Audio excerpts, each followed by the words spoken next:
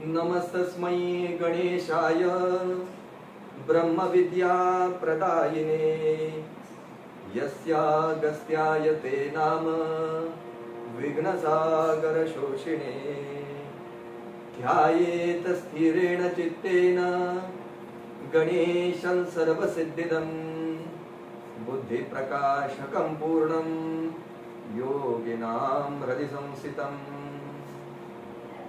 आदिनारायणं विष्णुं ब्रह्माणं च वसिष्ठकं श्रीरामं मारुतिं वन्दे रामदासं च श्रीधरं गुणातीतमेकं शिवं शान्तमाद्यं मनाकाशमाकाशनित्यं विशुद्धम् असंगं तथा सच्चिदानन्दरूपं सदा रामदासं भजे चिद्विलासं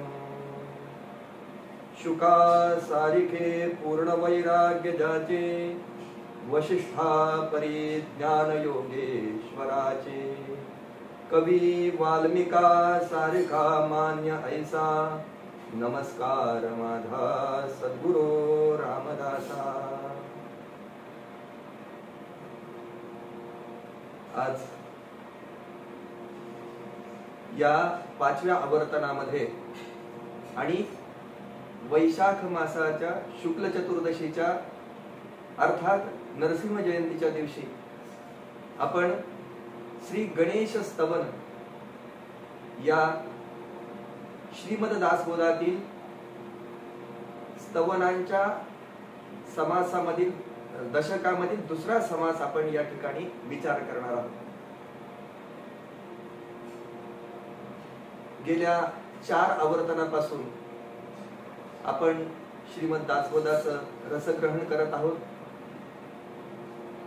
प्रत्येक वेळी जेव्हा आपण या दासबोधामध्ये जातो त्यावेळी प्रत्येक वेळी प्रत्येक ओवीचा अर्थ आपल्याला वेगवेगळ्या रीतीने समजतो आणि त्या अर्थाचं ग्रहण त्या वेळी आपण करत असतो।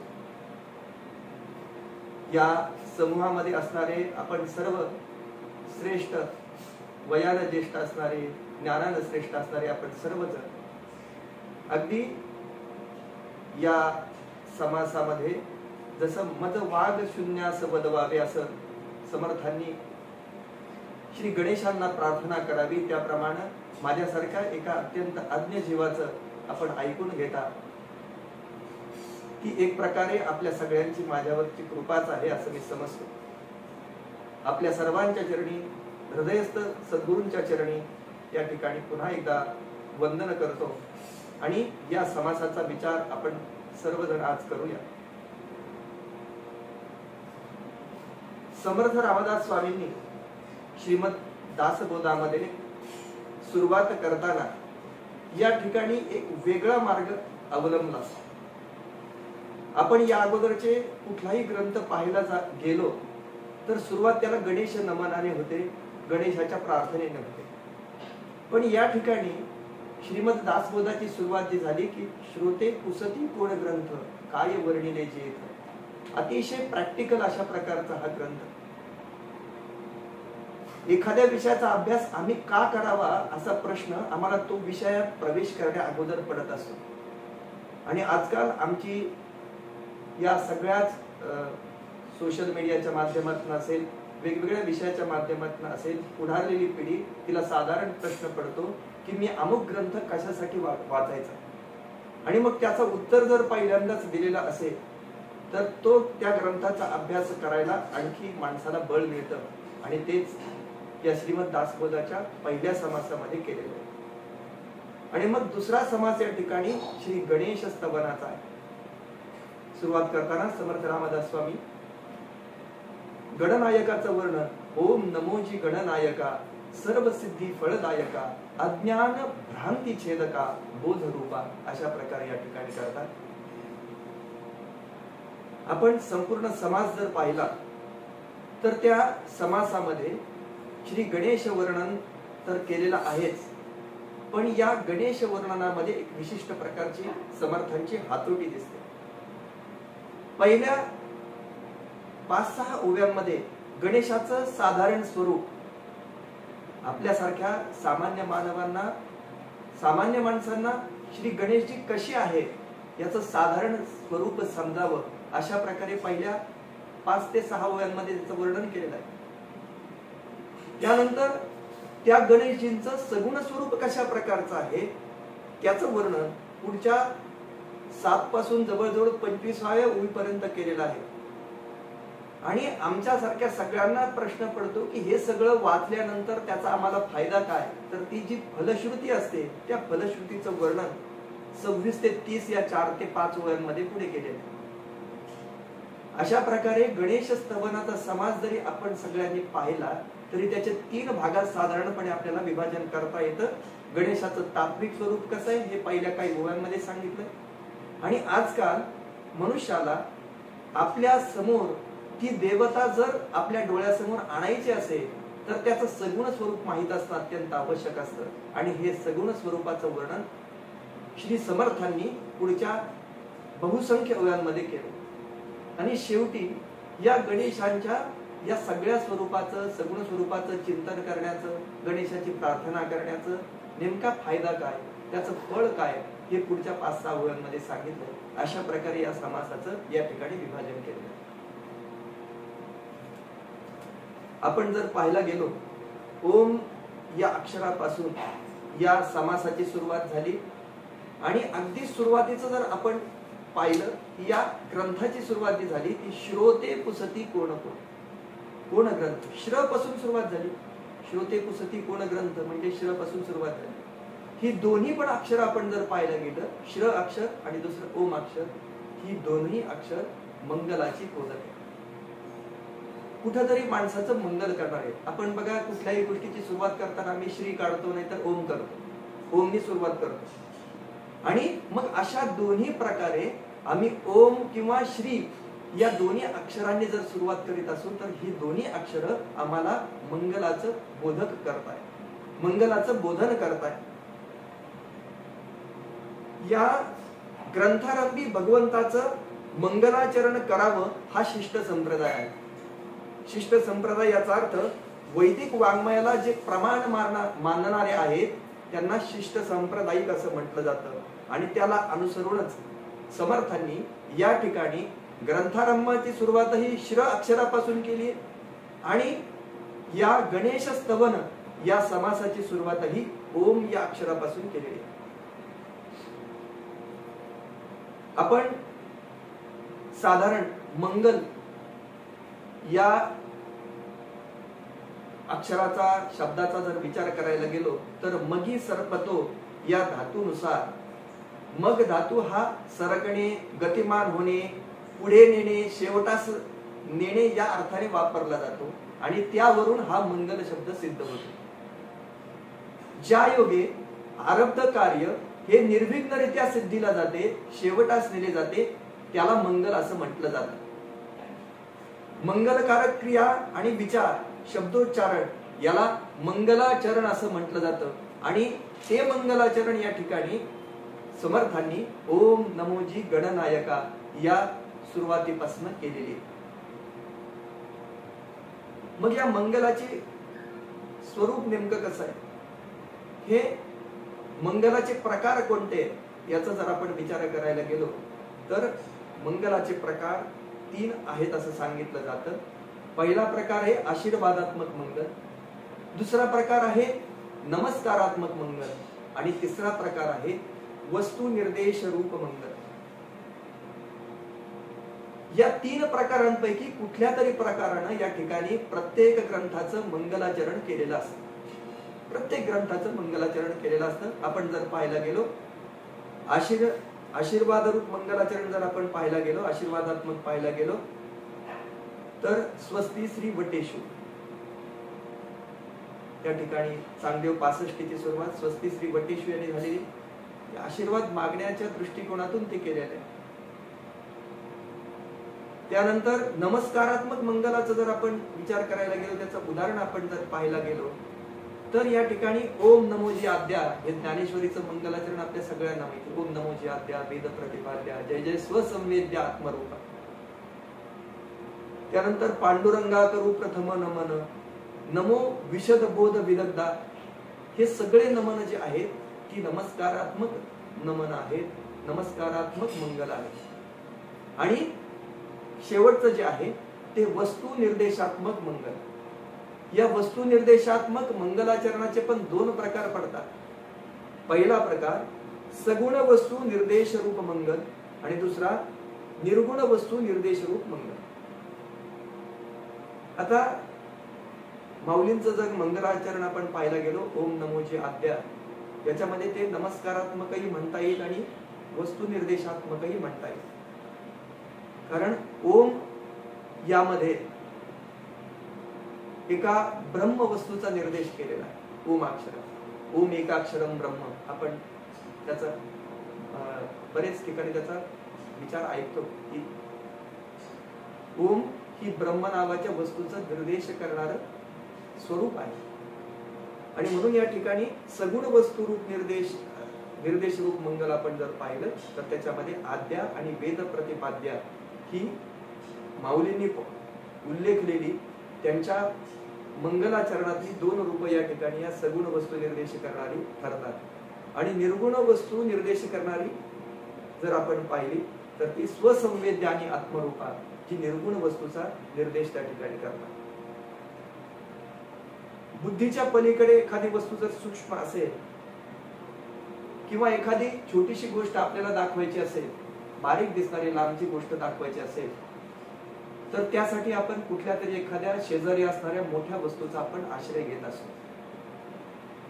उदाहरणार्थ आपण एखाद्या बिल्डिंगवर उभे आहोत, आपल्या शहराच्या बिल्डिंगवर उभे आहोत, तिथून आपल्याला आपलं घर दाखवायचं.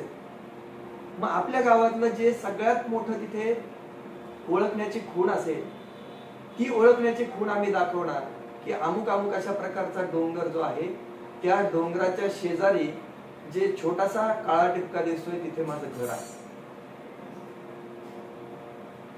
म्हणजे एखादी सूक्ष्म वस्तू जर आम्हाला दाखवायची असेल तर त्या ठिकाणी आम्हाला कुठली तरी एखादी स्थूल वस्तूचा निर्देश त्या ठिकाणी करायला लागतो. मग आम्हाला त्या ठिकाणचं सूक्ष्मत्व लक्षात येतं. याला शास्त्रामध्ये स्थूल अरुंधती न्याय असं म्हटलं जातं. जसं आकाशामध्ये ज्याप्रमाणे सूक्ष्म अरुंधती तारा दाखवण्यासाठी प्रथम सप्तर्षी आपल्याला शोधावे लागतात. मग त्या सप्तर्षी मध्ये वसिष्ठाचा त्या मानाने थोडासा मोठा जो तारा आहे तो आम्हाला दाखवावा लागतो. आणि त्याच्यानंतर आम्हाला त्या वसिष्ठाच्या ताऱ्याजवळ असणारा जो छोटासा तारा आहे तो अरुंधतीचा तारा आहे असं करून अरुंधतीच्या ताऱ्याचा उल्लेख करावा लागतो. म्हणजे जेव्हा आम्हाला एखादी सूक्ष्म वस्तू दाखवायची असते तेव्हा आपल्याला त्याच्या जवळ असणारी एखादी स्थूल वस्तू, त्याच्या जवळपास जाणारी एखादी मोठी वस्तू दाखवावी लागते, तिचा निर्देश करावा लागतो आणि मग त्या ठिकाणी सूक्ष्माकडे जावं लागतं. आणि अशाच प्रकारे या ठिकाणी गणेशांना वंदन करण्यासाठी इथनं ओंकाराचं स्वरूप या ठिकाणी समर्थ रामदास स्वामींनी निवडले. या ओंकाराचं एवढं महत्व आहे की अगदी या ओंकाराविषयी असं सांगितलं जातं, ओंकारं बिंदु संयुक्तम नित्यं ध्यायन्ति योगिनः कामदं मोक्षदं चैव ओंकाराय नमो नमः. मनुष्याच्या सगळ्या कामना पूर्ण करणारा, मनुष्याला मोक्षाकडे घेऊन जाणारा असं या ओंकाराचं वर्णन आहे. योगी जनांनी याचं नित्य ध्यान केलंय त्यामुळे त्यांना त्यांच्या सगळ्या कामना मनोकामना पूर्ण झाल्या, त्यांच्या ठिकाणी हृदयस्थ परमेश्वर प्रगट झाला. यासाठी या सगळ्यांना ओंकाराचीच मदत झाली. अगदी आपण कुठल्याही तपश्चर्या करणाऱ्या एखाद्या तपस्वी व्यक्तीचं उदाहरण घ्या. ध्रुव बाळ ज्यावेळेस तपश्चर्याला गेले त्यावेळेस त्यांना देवर्षी नारद रस्त्यात भेटले. त्यांनी सांगितलं, ओम नमो भगवते वासुदेवाय या मंत्राचा तू जप कर, म्हणजे तुला त्या ठिकाणी भगवंताचा साक्षात्कार होईल. गुरुवचनावर विश्वास ठेवून या ओंकार रूपी ओम नमो भगवते वासुदेवाय या त्रयोदशाक्षरी मंत्राचा जप त्या ठिकाणी ध्रुव बाळाने केला आणि साक्षात परब्रह्म परमात्मा त्याच्या समोर उभा राहिला. भक्तवर्य प्रल्हादाने त्या ठिकाणी ओम नमो नारायणावं म्हणावं आणि प्रत्येक संकटातून विलया त्या ठिकाणी पार व्हावं. अशा प्रकारे या ओंकाराचं महत्व अगदी सगळ्यांच्या बाबतीत काही वेगळंच आहे. म्हणून या ठिकाणी समर्थांनाही ओम नमोजी गणनायका सर्व सिद्धी फळदायका अज्ञान भ्रांती छेदका बोध रूपा असं त्या ठिकाणी श्री गणेशाचं वर्णन केलं.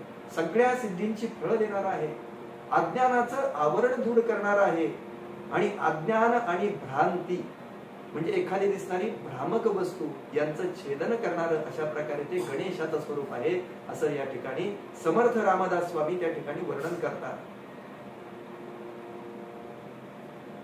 एवढं वर्णन करून थांबत नाहीत. पुढे समर्थ रामदास स्वामी त्या ठिकाणी सांगतात अशा प्रकारचे जे गणेश आहेत त्यांनी माझ्या अंतरी येऊन भरावं, माझ्या ठिकाणी सर्व काळ वास्तव्य करावं आणि जो मी कोणीच नाही, एक छोटासा जीव आहे, एक अज्ञानी जीव आहे, त्या जीवाच्या तोंडून अशा प्रकारचे मोठमोठी वाक्य बदवावी, त्यांच्या कृपा कटाक्षाने त्यांच्या कृपेनं माझ्या मुखातनं अलौकिक अशा प्रकारचं ज्ञान पाझरावं अशी या ठिकाणी समर्थ रामदास स्वामी श्री गणेशांना वंदन करताना म्हणतात.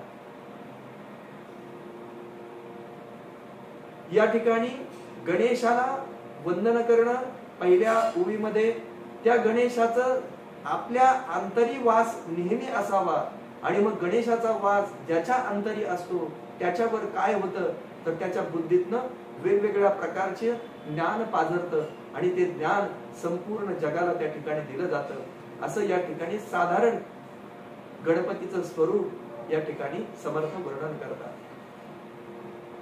तुझे कृपेचे निबळे वितुळती भ्रांतीची पडळे आणि विश्वभक्षक काळे दास्यत्व कीचे. या गणेशाची कृपा जर माणसावर झाली तर त्यानं भ्रम आणि अज्ञान यांचं आवरण विरून जातं आणि संपूर्ण विश्व गिळून टाकणारा काळ ही आपला गुलाम बनतो. या गणेशांचं असणारं वाहन जे आहे उंदीर, त्या उंदरानं जसं एखादं वस्त्र कुरतडावं त्याप्रमाणे या काळाचं भक्षण करणारे या गणेशाचं सामर्थ्य, त्याच्या वाहनाकडे ते सामर्थ्य आहे, काळाचं भक्षण करण्याचं सामर्थ्य आहे. म्हणून या ठिकाणी काळाला गुलाम करून घेण्याचं सामर्थ्य पण त्यांच्याकडे आहे. म्हणून या ठिकाणी रामदास स्वामी त्यांचं वर्णन करतात. या गजाननाची कृपा झाली, गणेशाची कृपा झाली की संकट तर थरथर कापायला लागतात. नुसतं गणपतीचं नाव घेतलं, आपण म्हटलं की वक्रतुंड महाकाय कोटी सूर्य समप्रभ निर्विघ्नं कुरु मे देव सर्व कार्येषु सर्वदा. आपण नेहमी गणेशाचं वंदन करताना कुठल्याही कार्यामध्ये आपल्याला विघ्न येऊ नये असं वाटत असेल तर त्या ठिकाणी गणेशाचं स्मरण अगोदर करावं लागतं. गणेशालाच अगोदर भजावं लागतं, गणेशाची पूजा अगोदर करावी लागते आणि मग या गणेशाच्या पूजेतनं त्यांच्या नमनातनं आमच्यावर येणारी सगळी संकट दूर होतात. त्यामुळं प्रत्येक महाराष्ट्रातला संत असेल, महाराष्ट्राबाहेरचा संत असेल, अगदी वेद असतील, श्रुती असतील, या सगळ्यांमध्ये सुरुवातीला वंदन करताना गणेशांनाच वंदन केलेलं आहे. आकाशस्यादिपो विष्णू अग्नेश्चैव महेश्वरी वायोः सूर्यक्षितिरीशो जीवनस्य गणाधिपः. भगवान शंकराचार्यांनी आम्हाला जी पंचायतन पूजा दिली यामध्येही पहिलं स्थान गणेशाचंच आहे. आमच्याकडे शैव, वैष्णव, शाक्त असे वेगवेगळ्या पंथांचे आपापसातले वाद होते. हे सगळे वाद विरून जावे, सगळ्यांनी एकत्र येऊन भगवंताची पूजा करावी यासाठी फार मोठं कार्य नुकतीच ज्या आता वैशाख शुद्ध पंचमीला ज्यांची जयंती आपण साजरी केली त्या आद्य शंकराचार्यांनी केली. त्यांनी आम्हाला पंचायतन पूजा दिली. त्यामध्ये प्रामुख्यानं गणेश असतील, विष्णू असतील, शक्ती असेल, दुर्गा देवी असेल, सूर्य असेल, या सगळ्यांना एकाच पूजेमध्ये बसवलं आणि पंचायतन पूजा म्हणून आमच्या समोर आणली. आणि मग या पंचायतन पूजेमध्ये आकाशाची देवता विष्णू अग्नीची देवता दुर्गा, वायूची देवता सूर्य, पृथ्वीची देवता शिव आणि जलाची देवता म्हणून श्री गणेशाचं वर्णन आहे.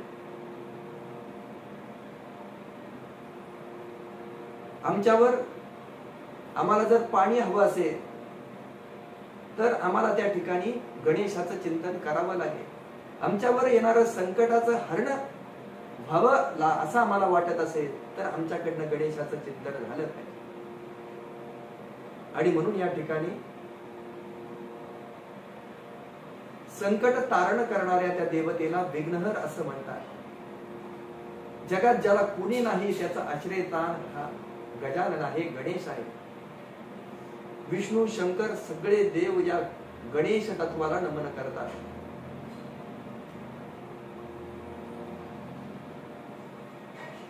जगात जे काही उत्तम आहे, ज्या उत्तमाचा जो साठा आहे त्याला नमन करून कोणतंही काम सुरू केलं तर ते सगळ्या बाजूनी यशस्वी होतं. त्या कामात संकटे, अडथळे, कटकटी, वेगवेगळ्या प्रकारचे संशय निर्माण होत नाही आणि एकदा सुरू केलेलं काम शेवटपर्यंत निश्चितपणाने कडेला जातं. असं त्या गणेशाचं साधारण स्वरूप आहे. या गणेशानं मनुष्यावर कृपा करावी यासाठी गणेशाचं अत्यंत सुंदर अशा सगुण रूपाचं वर्णन सगळ्याच पुराणांमध्ये आलेलं आहे आणि तेच या ठिकाणी समर्थांनी आपल्या समोर केलेलं आहे. नुसत्या गणेशाच्या चिंतनानं आमच्या मनाला प्रचंड आनंद होतो, आमच्या मनाला समाधान वाटतं. आज सगळ्या देवांची सगुण रूपाची प्रतिमा आपल्या समोर आणा आणि गणपतीची प्रतिमा आमच्या समोर आणली तर आम्हाला आजही जी प्रतिमा सगळ्यात जास्त खेचून घेते, जी आमच्या मनाला प्रसन्नता प्राप्त करून देते अशी प्रतिमा जर असेल तर श्री गजाननाची प्रतिमा आहे. अत्यंत सुंदर अशा हत्तीचं मुख म्हणून त्यांना गजानन असं म्हटलं जातं. आणि त्यांच्या या सगुण रूपाची शोभा विलक्षण आहे. मोठं सौंदर्य त्यांच्या ठिकाणी आहे. ते नाचू लागले की सगळे देव स्वतःला विसरून नुसतं पाहत राहतात. आपण एक सुभाषित ऐकलं असेल की शैले शैलेन माणिक्यम मौक्तिकम न गजे गजे साधवो नाही सर्वत्र चंदनन्न बने बने.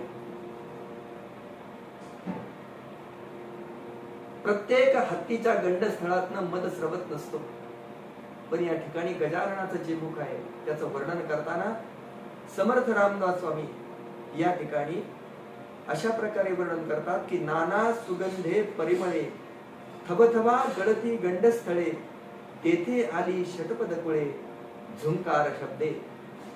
त्याच्या गंडस्थळातून गळणाऱ्या मदाला अनेक प्रकारचे सुगंध येतात, ते आजूबाजूला दरवळतात आणि त्या कारणाने भुंग्यांचे थवे आवाज करीत त्याच्या डोक्याभोवती, त्याच्या शिराभोवती गर्दी करतात. असं या ठिकाणी वर्णन समर्थ रामदास स्वामींनी गणेशाचं केलेलं आहे. त्यानंतर त्यांच्या कपाळावरच्या 2 गंडस्थळांचा उल्लेखही पण कसा केलाय पुढे जाऊन तर मुरडी व शुंडा दंड सरळे शोभे अभिनव आवाळे, शोभे अभिनव आवाळे म्हणून केले. त्यांच्या गळणाऱ्या गंडस्थळातून मदाला अनेक प्रकारचे सुगंध येतात, ते आजूबाजूला दरवळतात. त्याच्यानंतर त्याच्या भोवती सगळे भुंगे जे असतात ते घू घू करीत त्यांचा मधुर असा आवाज करत त्याच्या भोवती फिरत असतात. आणि त्यांच्या कपाळाला जे 2 आवाळे, ज्याला आपण 2 उंचवटे म्हणतो, ती 2 गंडस्थळे दिसतात. खालचा ओठ ओंबलेला दिसतो आणि उग्रगंध असलेला मध क्षणाक्षणाला थोडा गळत असतो. अशा प्रकारचं अतिशय सुंदर वर्णन त्या ठिकाणी समर्थ रामदास स्वामींनी केलं. माऊलींचं वर्णन जर याच्या बाबतीत पाहायला गेलं की प्रमेय प्रवाल सुप्रभ द्वैततेची निकुंभ, हे जे 2 गंडस्थळ सांगितले, 2 आवाळे सांगितले, ते द्वैत आणि अद्वैताचे 2 आवाळे आहेत असं माऊलींनी वर्णन केलंय. आणि सरीसे एकवटती इबे मस्तकावरी असं माऊलींचं वर्णन आहे. त्यालाच मिळतं जुळतं असं वर्णन समर्थ रामदास स्वामींनी केलंय. त्यांनी अत्यंत सुंदर अशा शब्दामध्ये की नाना सुगंधे परिमळे थबथबा गळते गंडस्थळे तेथे आली षटपद कुळे झुंकार शब्दे. अशा प्रकारे त्या एखाद्या मनमस्त हत्तीचं गंडस्थळ की ज्याच्यातनं शैले जे आपण पाहिलं की शैले शैले माणिक्यम मौक्तिकम न गजे गजे. प्रत्येक हत्तीच्या गंडस्थळामध्ये मौक्तिक नसतं, पण ज्याच्यातनं अशा गंडस्थळातनं स्राव सवत असतो, ज्याच्या भोवती भुंगे गुंजारव करतात, तिथे मात्र आपल्याला मौक्तिकाची प्राप्ती होते. आणि हे गजाननाचं रूप अशाच प्रकारचे मौक्तिकाची प्राप्ती करून देणार. मग आपण ह्या गणेशाचं स्वरूप आता आपण समास वाचला, समास वाचन ऐकलं. 30 याच्यामध्ये ओव्यांमध्ये या ठिकाणी समर्थ रामदास स्वामींनी हा दुसरा समास गणेश स्तवन नावाने या ठिकाणी केला. पण या एका समासामध्ये गणेशाचं वर्णन करून समर्थ रामदास स्वामी थांबले नाही. काल मी सहज श्रीमद दासबोध सगळा चालला. त्याच्यामध्ये दुसऱ्या दशकामध्ये सुरुवातीला गणेशाचं वर्णन आहे, तिसऱ्या दशकामध्ये कुठं आढळलं नाही. अर्थात मी फक्त समासाची सुरुवातीची बाजू पाहिली. चौथ्या समासामध्ये नवविधा भक्तीच्या समासामध्ये पुन्हा गणेशाचं वर्णन आहे. 5व्या आणि 6व्या मध्ये काही आढळलं नाही. 7व्या मध्ये चतुर्दश ब्रह्माच्या समाजामध्ये पुन्हा विस्तारानं 5-6 ओव्यांमध्ये त्या ठिकाणी गणेशाचं वर्णन आलंय. त्यानंतर 8व्या 9व्या मध्ये 8वा 9वा 10वा 11वा 12व्या पासून ते वर्णन आलेलं नाही.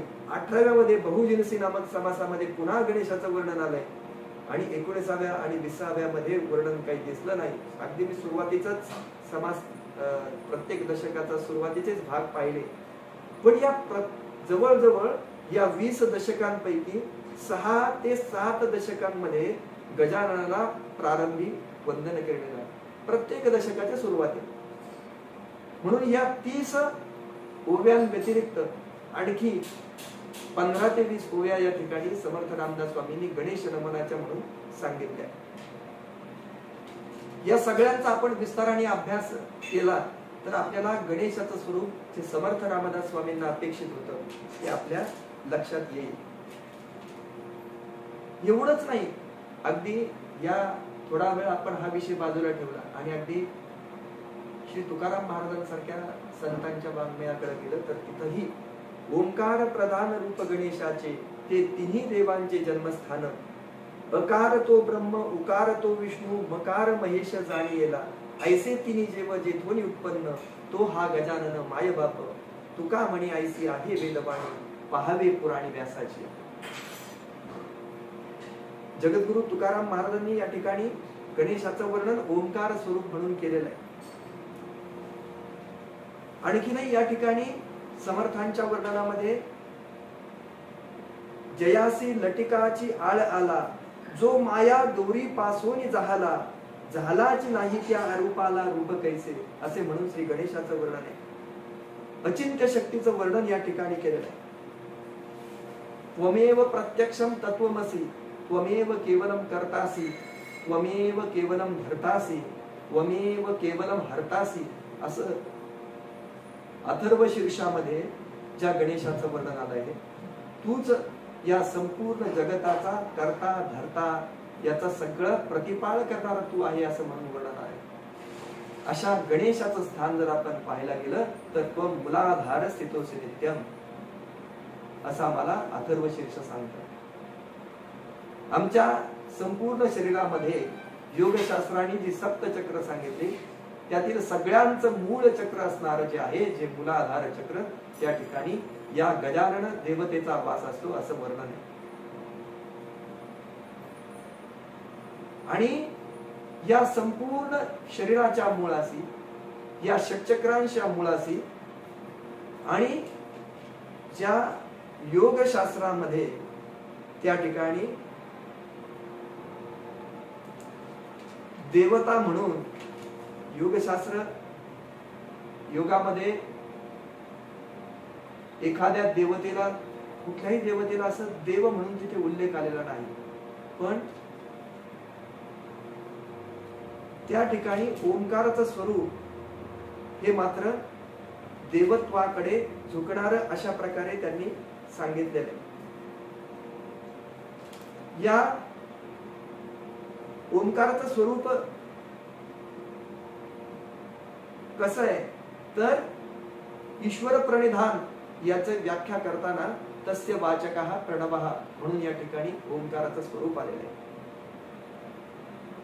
तर जपस तदर्थ भावनम, या ईश्वरापर्यंत जर आम्हाला पोहोचायचं असेल, या ईश्वराकडे आम्हाला जायचं असेल तर त्या ठिकाणी आम्हाला ओंकाराचा जप करावा लागेल.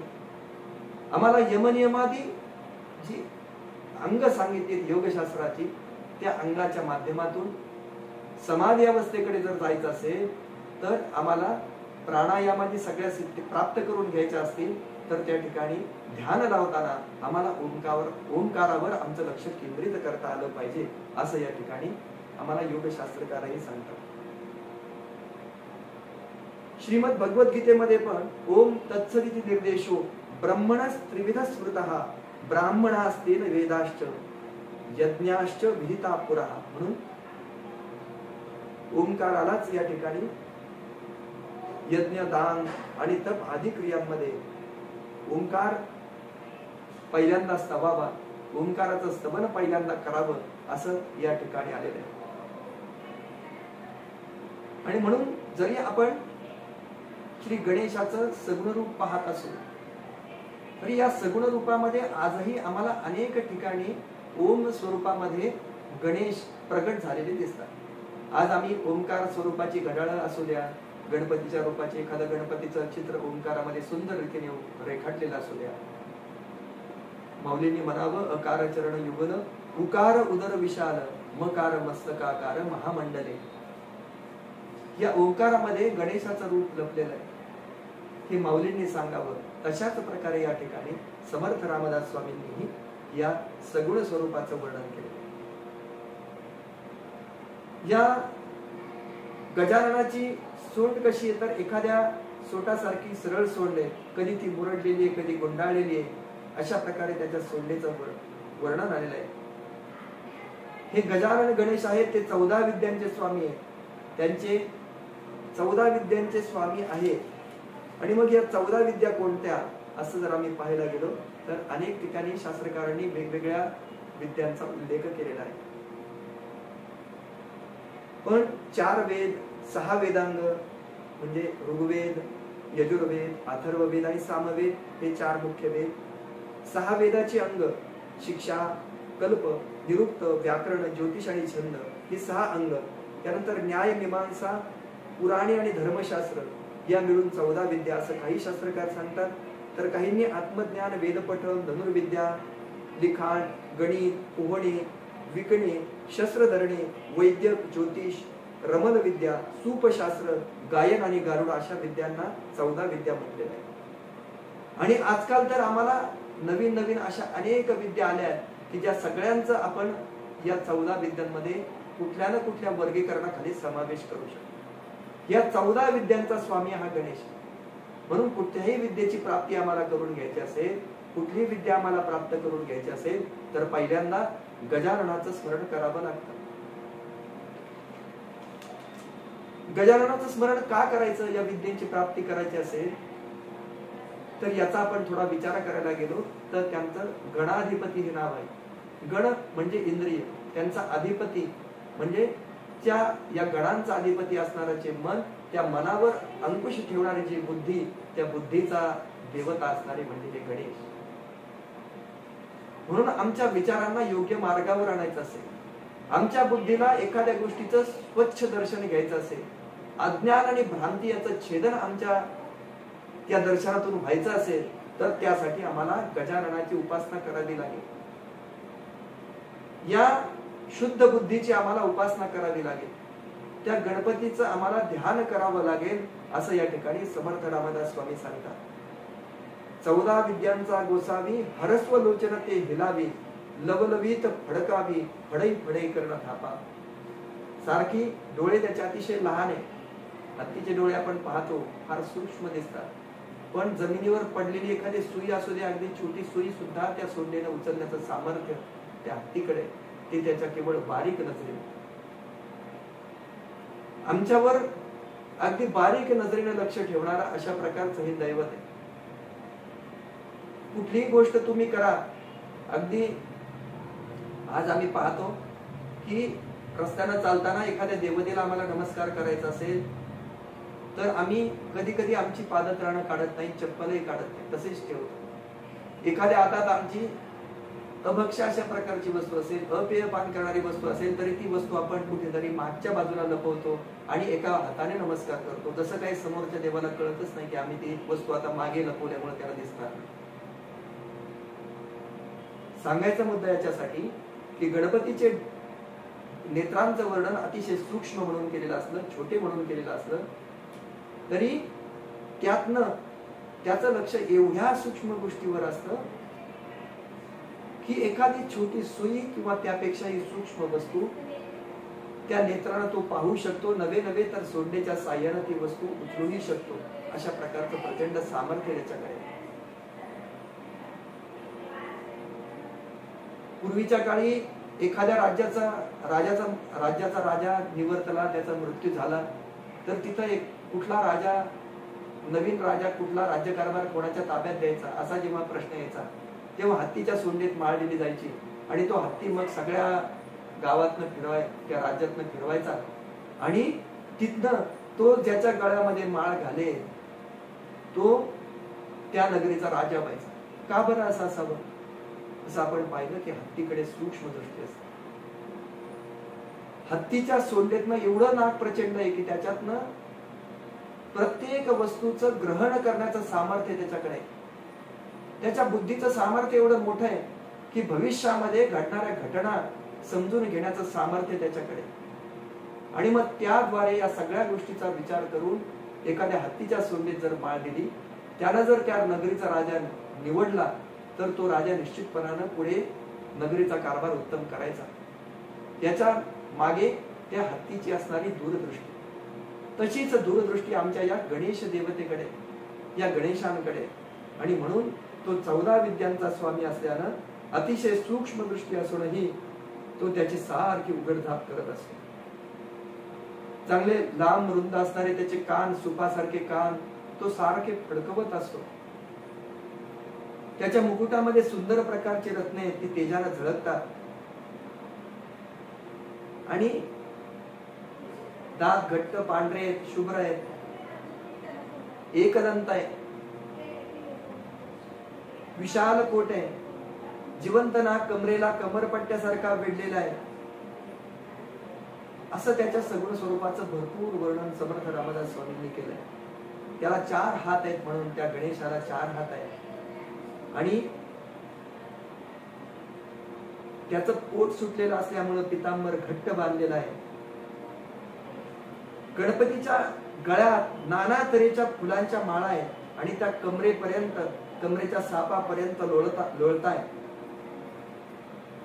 4 हात आहेत, त्याच्यापैकी एका हातामध्ये परशु आहे, दुसऱ्या हातामध्ये कमळ आहे, तिसऱ्या हातामध्ये टोकदार तेजस्वी अशा प्रकारचा अंकुश आहे आणि चौथ्या हातात गोल मोदक घेतलेला आहे. या परशुच्या द्वारे जसं एखाद्या माहुतानं त्या हत्तीवर बसून त्या हत्तीचं नियमन करावं, तसं या परशुच्या द्वारे आपल्या सगळीकडे धावणाऱ्या इंद्रियांना आवरून घेण्याचं सामर्थ्य या गणरायाकडं, या इंद्रियांच्या स्वामीकडे असावं, आमच्या मनाकडे असावं, अशी कल्पना या ठिकाणी केली. परशुद्वारे भक्तजनांवर येणाऱ्या सगळ्या संकटाचा नाश करण्याचं सामर्थ्य भगवान गणेशाकडे आहे.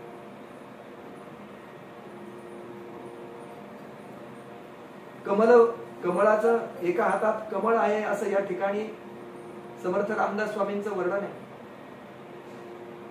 इतर अनेक संतांच्या वर्णनामध्ये या ठिकाणी कमळाचा उल्लेख नाही, पण समर्थ रामदास स्वामींनी या ठिकाणी कमळाचा उल्लेख केला आहे. सावरकरांचं एक वचन आम्ही नेहमी ऐकत असतो, कित्येक फुले फुलती फुलोन या सुकोन जाती, कोणी त्यांची महती घडती ठेविली असे, परंतु गजेंद्र शुंडेने जे उपटले, श्रीहरीसाठी जे मेले, कमल फुलते अमर ठेले मोक्षदाते पावन. सावरकरांनी त्या ठिकाणी या कमल फुलाला मोक्षदाते आणि पावन अशा प्रकारचं दिलं. गजेंद्र शिंदेनं उपटलं गेलेलं कमळ फूल त्या भगवंताच्या चरण कमलावर जातं. जसं आपण पाहतो व्यवहारामध्ये की कमळाचं फूल देवाला वाहण्याशिवाय दुसरं कुठेही उपयोगात आणलं जात नाही. इतर फुलं वास घेण्यासाठी मनुष्य वापरू शकतो, कुणी त्याच्या वेगवेगळ्या गोष्टीसाठी उपयोग करू शकतं, पण कमळाचं फूल हे फक्त भगवंताला समर्पित करण्यासाठी असतं.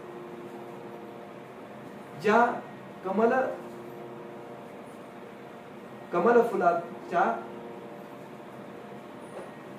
वर्णाकडे पाहून, त्याच्या रूपाकडे पाहून अनेक जण त्याकडे आकृष्ट होतात, त्याच्या गंधाकडे अनेक जण आकृष्ट होतात. अशा प्रकारचं हे कमल फुल आहे. मोक्षदाते आणि पावन अशा प्रकारचं कमल फुल आहे. आमच्या भारतीय संस्कृतीनं या कमळाला सर्वोच्च अशा प्रकारचं स्थान दिलंय. नवे नवे आमच्या ऐश्वर्याची प्रदात्री असणाऱ्या लक्ष्मी देवीचं आसन म्हणून त्याचं वर्णन केलेलं आहे. अशा प्रकारचं हे कमळाचं फूल गणपतीच्या हातात आहे असं वर्णन समर्थ रामदास स्वामी करतात. तिसऱ्या हातात टोकदार तेजस्वी अंकुश आहे की ज्याद्वारे आमच्या सगळ्या इंद्रियांचं नियमन त्या ठिकाणी केलं जातं. विषयाकडे इंद्रिय निघाला की लगेच त्याला टोचून त्या ठिकाणी सावध केलं जातं की इकडे आपले विषय जायला नकोय. यासाठी अंकुश आहे. आणि चौथ्या हातात गोल मोदक घेतलेला आहे जो आनंद देणार आहे, भक्तांना आनंद देणार आहे, भक्ताच्या जीवनात आनंद निर्माण करणारा अशा प्रकारचा मोदक आहे. अशा 4 आयुधांनी भगवान गणेश त्या ठिकाणी शोभताय. शोभे फरश आणि कमळ अंकुश तीक्ष्ण तेजाळ एके करी मोदक गोळ तयावर अति प्रीती असं वर्णन या ठिकाणी समर्थ रामदास स्वामी करतात. अनेक प्रकारचे हावभाव दाखवून कला आणि कौशल्याने संपन्न अशा अनेक प्रकारचं नृत्य त्या ठिकाणी भगवान गणेश करतात. नृत्याची देवता म्हणून या ठिकाणी समर्थ रामदास स्वामींनी त्यांचा उल्लेख केला. साथीला टाळ आणि मृदंग ही वाद्य असतात. मधून मधून त्यांच्यात हुंकार भर घालतो. हुंकार या नृत्याचं एक गौण अंग आहे असं रामदास स्वामी या ठिकाणी सांगतात. शरीराने स्थूल दिसणारे गणपती क्षणभरही स्वस्थ नसतात. चपळपणांमध्ये ते सर्वात श्रेष्ठ आहेत. सौंदर्याची खाण त्यांच्या ठिकाणी आहे. पायातले त्यांचे पैंजण रुंझुन रुंझुन असा गोड आवाज करत असतात. घुंगरू घातलेली त्यांची दोन्ही पावले आमच्या मनाचं हरण करतात आणि ईश्वराच्या सभेला गणपतीमुळे मोठी शोभा येते. त्यांच्या दिव्य वस्त्राचं तेज सगळीकडे पसरलेलं आहे आणि त्यांचं सानिध्य एकदा का लाभलं की सगळे देव नवे नवे प्रत्यक्ष शारदा माता, सरस्वती माता साहित्य निर्माण करायला मदत करतात असं म्हणून या ठिकाणी श्री गणेशाचं वर्णन केलं. ऐसा सर्वांगे सुंदरू सकळ विद्यांचा आगरू यासी माझा नमस्कारो साष्टांग बाबे. या सगुण रूपांचं सगळं वर्णन, गणपती कसा आहे, त्याचा आकार कसा आहे, त्याचा चेहरा कसा आहे, त्याचं पोट कसं आहे, त्याने काय काय अलंकार धारण केले, त्याच्या हातामध्ये कुठली कुठली आयुध आहेत, किती हात आहेत, त्याची नजर कशी आहे, त्याची सोंड कशी आहे, या सगळ्यांचं स्थूलमानानं सगुण रीतीनं वर्णन करून झाल्यानंतर या ठिकाणी समर्थ म्हणतात ऐसा सर्वांगे सुंदरो. अशा प्रकारे सगळ्या अवयवांनी सुंदर असणारे हे जे गणेश आहेत ते सगळ्या विद्यांचे आगरू आहेत, सगळ्या विद्यांचे स्वामी आहेत. त्यासी माझा नमस्कारो साष्टांग भावे. अशा प्रकारच्या गणनायकाला, अशा प्रकारच्या गणेशाला मी साष्टांग भावाने नमस्कार करतो असं त्या ठिकाणी समर्थ रामदास स्वामी म्हणतात. आणि त्यानंतर आमच्या सगळ्यांचं आवडतं असणारं जे आहे की आम्हाला हे वाचून काय मिळणार आहे, आम्हाला अमुक ग्रंथ वाचून काय मिळणार आहे, आम्ही जर हा समाज वाचला तर त्यापासून आम्हाला काय मिळणार आहे याचं वर्णन समर्थ रामदास स्वामी फलश्रुतीच्या द्वारे करतात. या गणेशाचं ध्यान जर आम्ही केलं, ध्यान गणेशाचे वर्णिता मती प्रकाश होय भ्रांता गुणानुवाद श्रवण करिता ओढे सरस्वती. या गणेशाच्या रूपाचं चिंतन केलं तर अज्ञानाने आमची भ्रमित झालेली जी बुद्धी आहे, एखाद्या दोरीच्या ठिकाणी आम्हाला सर्पाचा भास व्हावा रात्रीच्या वेळी आणि आम्ही गणेशाचं स्मरण करावं. गणेशाच्या कृपेनं अचानक त्या ठिकाणी प्रकाश यावा आणि आम्हाला लक्षात यावं की नाही तो साप नसून एक साधारण दोरी पडलेली आहे, वेडी वाकडी दोरी पडलेली आहे. अशा प्रकारे आमच्या बुद्धीमध्ये स्पष्ट रीतीनं एखाद्या गोष्टीचं विना भ्रांती दर्शन करविण्याचं सामर्थ्य या भगवान गणेशाकडे. त्यामुळे ब्रह्मादी देव त्याला नमस्कार करतात. ज्याची बुद्धी आपण म्हणतो की थोडासा कमी बुद्धीचा आहे, या गोष्टी समजण्याला त्याला जड जातात, अशा वेळी त्यानं गणपतीची उपासना करावी असं या ठिकाणी समर्थ रामदास स्वामी सांगतात. जे मूर्ख अवलक्षण जे का हीनाहुनी हीन तेची होती दक्ष प्रवीण सर्व विषयी. ज्यांना बुद्धी कमी असेल, लॉजिक कमी असेल, ज्यांना एखाद्या गोष्टीचं आकलन व्यवस्थित होत नसेल, ज्यांना केवळ एखाद्या गोष्टीचा वाक्यार्थ, लक्षणार्थ, गुणार्थ हे 3 अर्थ असतात, त्यापैकी फक्त वाक्यार्थ कळत असेल, बाकीचे लक्षणार्थ गुणार्थ कळत नसेल, तर त्यांनी सर्वांनी गणेशाचं चिंतन करावं, गणेशाची प्रार्थना करावी. निश्चित त्यांना हे सगळे अर्थ त्या ठिकाणी प्राप्त होते. ऐसा जो परम समर्थ पूर्ण करी मनोरथ सप्रचित भजन स्वार्थ कलौ चंडे विनायक. या कलियुगामध्ये ज्यांची प्रामुख्याने उपासना सांगितली त्या भगवान गणेशाचं आणि चंडी मातेचं या ठिकाणी उपासना या कलियुगात करावी. त्यापैकी असा जो परम समर्थ आहे, भक्तांचे मनोरथ पूर्ण करणारा आहे, त्यांचं भजन नित्य नियमित रीतीनं आम्ही करत जावं असं या ठिकाणी समर्थ रामदास स्वामी सांगतात. कित्येक वेळा आम्ही आमच्या इष्टदेवतेचं गजाननाचं पूजन करत असतो. या गजाननाच्या पूजनानंतरही आम्हाला अनेक अनुभव असे येतात. आम्ही एखादी मनोवांछित गोष्ट कामना ठेवून त्या ठिकाणी पूजन करत असतो, पण प्रत्यक्ष आम्हाला जेव्हा फलप्राप्ती होते तेव्हा ती फलप्राप्ती आम्हाला झाली की नाही हेही आम्हाला लक्षात येत नाही. कारण कदाचित आम्हाला अंततोगत्वात ज्या फळाची प्राप्ती व्हावी, ज्या फळाची आम्ही कामना केलेली असेल, ते फळ एका वेगळ्या रीतीनं, एका वेगळ्या आवेष्टनामध्ये आम्हाला मिळतं, पण ते समजून घेण्याची आमची पात्रता नसते. एक फक्त छोटासा दृष्टांत या दृष्टिकोनातून आपल्या सगळ्यांच्या समोर ठेवे. एक अतिशय श्रीमंताचा मुलगा असतो आणि हुशार असतो, लॉजिक असतो भरपूर, आणि गणेशाची उपासना करण्यामध्ये अग्रेसर असतो, गणेशाची पूजा करत असतो. ते पण त्याच्या वडिलांच्या सांगण्यावरून.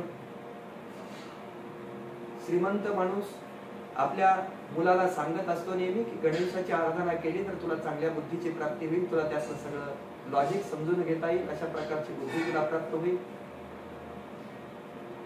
आणि म्हणून तो वडील म्हणतात म्हणून अधूनमधून गणेशाची उपासना करायचा. 10वीला जातो, 12वीला जातो, त्याचं करिअर सेट होण्याची वेळ येते.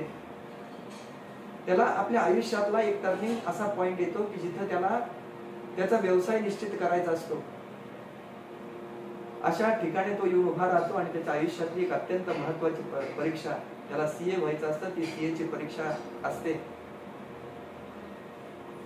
तो वडिलांना असं म्हणतो, ज्यांच्याकडे कोट्यावधींची संपत्ती असते, तो आपल्या वडिलांना म्हणतो की मी जर या परीक्षेमध्ये पहिला आलो, याच्यामध्ये टॉपमोस्ट आलो, तर मला तुमच्याकडनं आजची जी ऑडी गाडी आहे ती ऑडी गाडी मला मिळावी.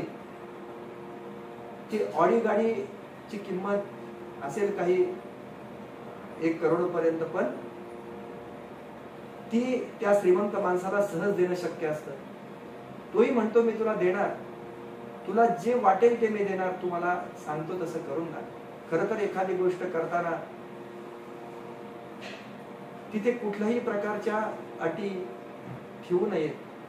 देवाची उपासना करतानाही कुठल्याही कामनेनं ती उपासना करू नये, निष्काम भावाने उपासना करावी. कारण भगवंताला माहित असतं समोरच्या भक्ताला काय पाहिजे, काय हवंय, काय दिलं पाहिजे, त्या सगळ्याचं त्याच्याकडे लेखाजोखा असतो. पण आपल्या वडिलांच्या सांगण्यावरून नुकताच गणेशाच्या उपासनेला लागलेला तो मुलगा त्या ठिकाणी वडिलांना प्रार्थना करतो आणि सांगतो की मला, मी जर पाहिलं आलो तर मला ही ऑडी गाडी तुम्ही घेऊन द्यायची. वडीलही त्याला कबूल होतात. तो मुलगा इतका त्याच्यातनं प्रेरणा घेतो, एवढा अभ्यास करायला लागतो, सीएचा एवढा मोठा अभ्यास करायला लागतो. त्याचा रिझल्ट जवळ येतो. रिझल्ट आल्यानंतर लगेच कळतं की तो पहिला आलेला आहे संपूर्ण त्याच्या कॉलेजमध्ये. त्या मुलाला खूप आनंद होतो. तो घरनच आपल्या कॉलेजमध्ये निकाल पाहिल्यानंतर लगेच वडिलांना मेसेज करून ठेवतो, वडिलांना फोन करतो, व्हॉइस मेसेज करतो की मी आता घरी यायला निघालोय, तुम्ही माझ्या गिफ्टची व्यवस्था करा. मुलगा घरी येतो. घरी आल्यानंतर त्याचे वडील एक गिफ्ट त्याला सुंदर रीतीने गिफ्ट करून पॅकिंग तयार करून ठेवतात. मुलगा घरी येतो, खूप आनंदित झालेला असतो. आज आपल्याला आपली आवडती गाडी मिळणार, त्याची चावी आपल्या हातात येणार, म्हणून तो घरी आल्यानंतर गाडी शोधायला लागतो. पण घराच्या बाहेर कुठेही त्याला ऑडी गाडी दिसत नाही. तो घरामध्ये जातो. घरामध्ये गेल्यानंतर वडिलांना विचारतो, कुठे बाबा माझं बक्षीस? ते म्हणतात समोर ठेवले टेबलावर. समोरच्या टेबलावर एका सुंदर अशा वेष्टनामध्ये ते बक्षीस ठेवलेलं असतं. त्याला इतका राग येतो, इतका राग येतो, तो आपण करीत असलेली गणेश उपासना सगळं विसरून जातो.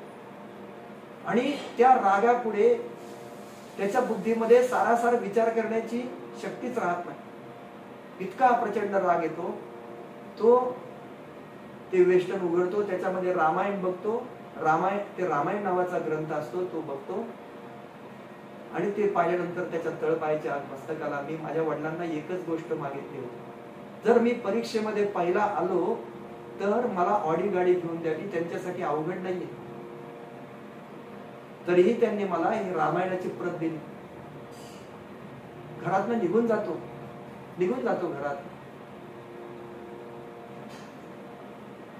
घरातनं निघून गेल्यानंतर अनेक वर्ष तो घराच्या बाहेर जातो. त्याला अधूनमधून आपल्या वडिलांची आठवण येत असते. पण वडिलांची आठवण जेव्हा जेव्हा यायची तेव्हा तो म्हणायचा, अरे मी एकुलता एक मुलगा असून वडिलांचा, मला एवढे चांगले त्यांनी संस्कार दिले, मला एवढं चांगलं त्यांनी सगळं ज्ञान दिलं, पण माझी एक साधी इच्छा त्यांनी पूर्ण केली नाही. काय मागितलं होतं मी त्यांच्याकडे? अशक्यप्रायता अशी कुठली गोष्ट नव्हती. एक ऑडी गाडी तर मागितली होती, तीच त्यांनी घेऊन दिली नाही. मी पहिला आलो म्हणून अनेक वर्ष वडिलांपासून दूर जातो.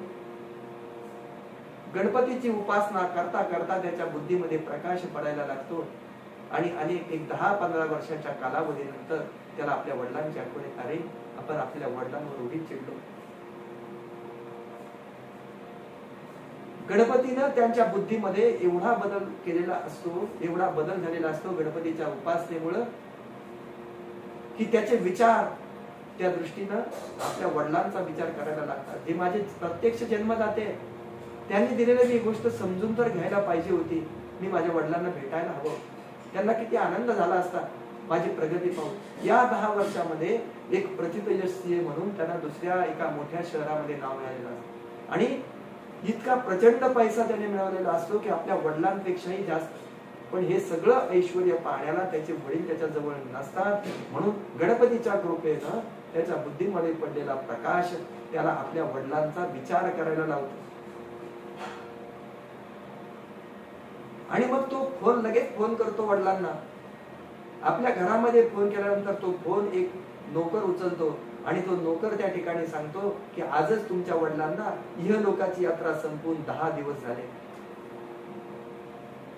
मुलाला फार दुःख होतं. तो तिथनं आपल्या मूळ गावी येतो, वडिलांकडे येतो आणि वडिलांचे सगळे पुढचे विधी करतो. त्यानंतर तो ते रामायणाची प्रत बघायला जातो. त्या रामायणाच्या प्रतीमध्ये जेव्हा तो रामायण उघडतो तेव्हा त्यातनं एक कॅश बिल पडतं, जे ऑडी गाडीचं कॅश बिल असतं. आणि एक छोट्याशा पाकिटामध्ये त्या ऑडीची चावी असते. तो धाय मोकळून रडायला लागतो. वडिलांनी त्याच्यामध्ये त्या रामायणातल्या एका चिठ्ठीमध्ये बिलाच्या मागे लिहिलेलं असतं की माझ्या मुलाला मी त्याची आवडती ऑडी गाडी तर देणार आहेच, पण त्याबरोबरही त्यानं संस्कारही जपावेत यासाठी मी ही रामायणाची प्रत त्याच्यासाठी ठेवीत आहे. अशा प्रकारचं जेव्हा भावविभोर असं ते वाक्य वाचतो तेव्हा त्या मुलाच्या डोळ्यात घळघळा अश्रू वाहायला लागतात. दृष्टांत यासाठी आपल्या समोर ठेवला की भगवंत आपल्यासाठी आपल्याला आवश्यक जे आहे ते आमच्यापर्यंत पोहोचवत असतो. नवे त्यानं ते आम्हाला दिलेलं असतं. फक्त आम्हाला जे आवश्यक असतं तशा प्रकारचं वेष्टन त्याला नसतं. आम्ही कधी ते वेष्टन उघडून त्याच्या आतमध्ये जातच नाही, ते आवरण उघडून त्याच्या आतमध्ये पाहत नाही. म्हणून आम्हाला आतल्या ऑडी गाडीचं, जसं त्या मुलाला ऑडी गाडीचं बिल दिसलं नाही, त्याची चावी दिसली नाही, त्याच्यावरच्या वडिलांच्या मागे आवश्यक असणारी त्यांना जे संस्कार होते ते त्याला दिसले नाही. आणि त्यानं लगेच त्रागा करून आपल्या क्रोधानं या विषयाच्या मध्ये गुरफटत गेला. कामक्रोधाने ताबा मिळवला आमच्या मनावर. आणि मग गणेश भगवान गणेशाचा, गणांचा अधिपती असणारा, इंद्रियांचा अधिपती असणारा गणपतीचा ताबा त्या इंद्रियावरनं सुटला, आमच्या बुद्धीवरनं सुटला की मग आम्ही वेगळ्याच प्रकारचा विचार करायला लागलो. आणि म्हणून अशा प्रकारे आमच्याकडे जर एकाग्रता आणायची असेल, आम्हाला दिलेली शक्ती योग्य आहे की नाही, आम्हाला दिले भगवंताकडून प्राप्त झालेल्या ज्या ज्या गोष्टी आहेत त्या योग्य आहे की नाही, यासाठी आम्ही आहे त्या परिस्थितीचा स्वीकार करणं हे आमच्यासाठी अत्यंत आवश्यक आहे. यासाठी आम्ही आमच्या समोर आलेली वेगवेगळी वेष्टनं दूर करून त्याच्या पलीकडे असणारं जे तत्व आहे ते पाहिलं पाहिजे. यासाठी भगवान गणेशाचं चिंतन करायला या ठिकाणी सांगितलं. आज या वैशाख शुद्ध चतुर्दशीच्या दिवशी भगवान नरसिंहाचा जन्म झाला. भुजल तेज समीरख काष्ठा दिती असे बसला, स्थिरचर व्यापुनी अवघाची तो परमात्मा दशांगुली उरला. हे भक्त प्रल्हादाने म्हणावं. हिरण्यकश्यपूने विचारावं, प्रल्हादा रे कुठे आहे तुझा तो भगवान नारायण? समोरच्या खांबात आहे, इथे मातीत आहे, या समोरच्या हवेत आहे, या समोरच्या तुझ्या समोर असणाऱ्या कुठल्या वाळूच्या कणात आहे का त्या खांबात आहे? प्रल्हादाने सांगावं, अहो तात तुम्ही कुठेही बघा, सगळीकडे माझा भगवान पुरून उरलेला आहे.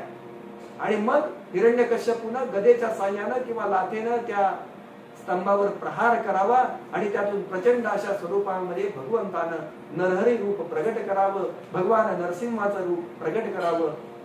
स्तंभे सभायाम न मृगम न मानुषम, अशा प्रकारचं ना तो सिंह आहे ना तो मनुष्य आहे, अशा प्रकारचा देह त्या ठिकाणी प्रचंड देह प्रगट करावा. जे बघण्याचं सामर्थ्य त्या ठिकाणी प्रल्हादाला प्राप्त झालं, तसंच सामर्थ्य भगवान गणेशाच्या कृपेने आमच्या बुद्धीमध्ये प्राप्त व्हावं.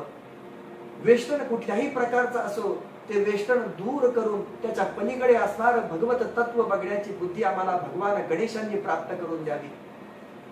आणि त्या भक्तवर्य प्रल्हादांप्रमाणे भगवान नरसिंहानं समोर प्रगट होऊन हिरण्यकश्यपूचा वध केलाच. जसं प्रत्येक हिरण्यकश्यपू म्हणजे कोण? प्रत्येक गोष्टीमध्ये हिरण्य बघणारा, सोनं बघणारा तो हिरण्यकश्यप. त्याला भगवान नरसिंहाने प्रगट होऊन त्याचा नाश केला. अरे प्रत्येक ठिकाणी सोनं काय बघतोस? ईश्वर तत्व बघ, चैतन्य तत्व बघ, आत्मतत्व बघ. या तत्वाकडे जर तू पाहिलं तर तुला मोक्ष मार्ग दिसणार. आणि हे भगवान नरसिंहानं भक्त प्रल्हादाच्या माध्यमातून दाखवून दिलं. आणि ते नरसिंह तत्व आज या वैशाख शुद्ध चतुर्दशीच्या दिवशी, आणि आजचं स्वाती नक्षत्रच आहे, त्या स्वाती नक्षत्रावरच भगवान नरसिंहाचं प्रागट्य आहे. संध्याकाळच्या वेळी हे भगवान नरसिंह जर आमच्या जीवनामध्ये प्रगट व्हायचे असतील, भगवान गणेशांचं प्रागट्य आमच्या बुद्धीत व्हायचं असेल, तर आम्हाला ही सगळी वेष्टनं अगोदर काढून टाकावी लागतील. आणि या वेष्टनांना दूर करण्याचं सामर्थ्य आमच्या बुद्धीमध्ये प्राप्त व्हावं. आणि यासाठी भगवान गणेशाची कृपा, भगवान नरसिंहाची कृपा आमच्यावर अखंडितपणे अविरतपणे व्हावी, यासाठी आम्ही या दासबोधाचं चिंतन नित्य करीत राहू, अशी आपल्या सगळ्यांच्या पुढे या ठिकाणी कामना व्यक्त करतो. 5च आवर्तन काय, असंख्य आवर्तन आम्ही या ठिकाणी श्रीमद दासबोधाची पूर्ण करू. त्यातून असणाऱ्या वेगवेगळ्या समासातनं वेगवेगळे अर्थ दरवेळी वेगवेगळ्या रीतीने ध्वनित होतील. त्या अर्थांचं सार ग्रहण आम्ही सगळेजण करू.